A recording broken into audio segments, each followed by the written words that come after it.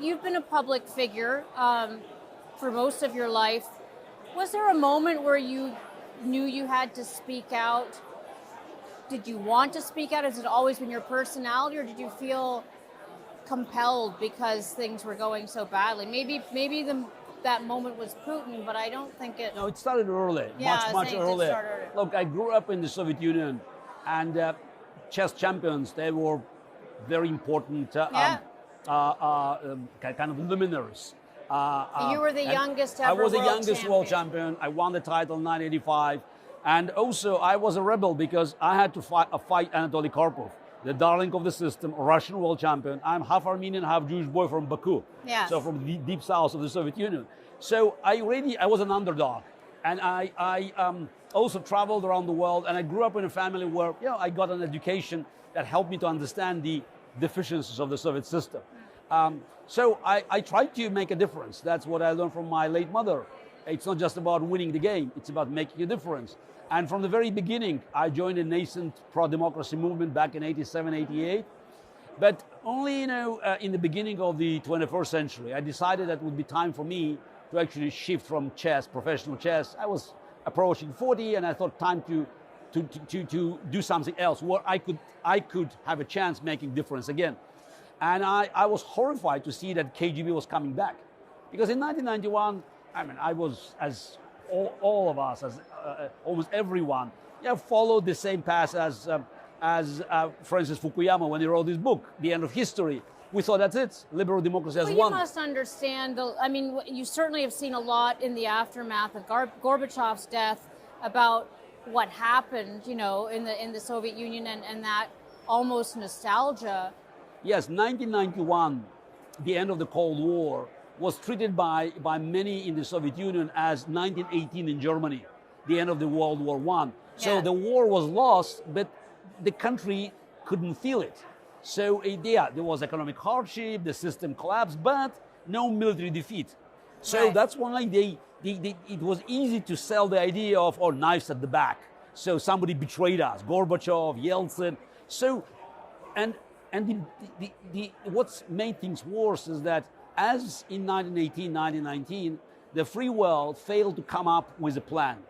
America, that had a very clear plan from 1946, from Harry Truman to Ronald Reagan. Took us a while to get it in exactly, place, there was a plan how to fight communism. Yeah. All of a sudden, there was a vacuum. Soviet Union has gone, and okay, let's get rich. So America lost its sense of leadership. It was still the strongest, the richest, the most powerful democracy in the world, but it stopped leading, offering vision for the future. And the problem is, the moment you stop offering the vision for the future, there is no vacuum. Somebody else comes in. You think you walk away, as Obama thought, we would leave the region, let's say Middle East. No, the moment you leave, someone gets in, and we know who is getting in. Putin, Xi Jinping, ISIS, Al-Qaeda, all sorts of guys that will benefit from the lack of the resolve of the free world. Now, do you have to dismantle the whole oligarch structure? There's a lot of people who have sanctions against them right now. Does that matter? Can there be a healthy democracy in Russia if we get rid of the head of state? And I mean we in the... Look, let's not forget, Russia is a lost empire on this planet. It's still empire. Unfortunately, in 1991, we didn't have a plan to dismantle the empire. And while Soviet Union collapsed, a Russian Federation still preserved the imperial structure with the all-powerful center and with the various regions that enjoy different rights, because you have some republics, some regions, and it's a complicated system that sounds like Hunger Games, yeah. Exactly, and it's outdated, and now we have to face the reality. The end of this war and Ukrainian victory will mean for Russia the change that have been delayed, long overdue. So what I see,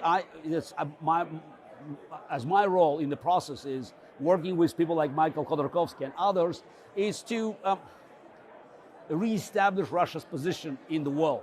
By the way, when I say Russia, I am almost certain that Russia will not survive in its current geographical borders. Because you look at places like Tatarstan or Bashkortostan big nations, and Chechnya, maybe North Caucasus, they may decide they want to go on their own. I think it's fine. The biggest challenge for Russia will be not, the separatism of these elements within Russian Federation, but the looming threat from China.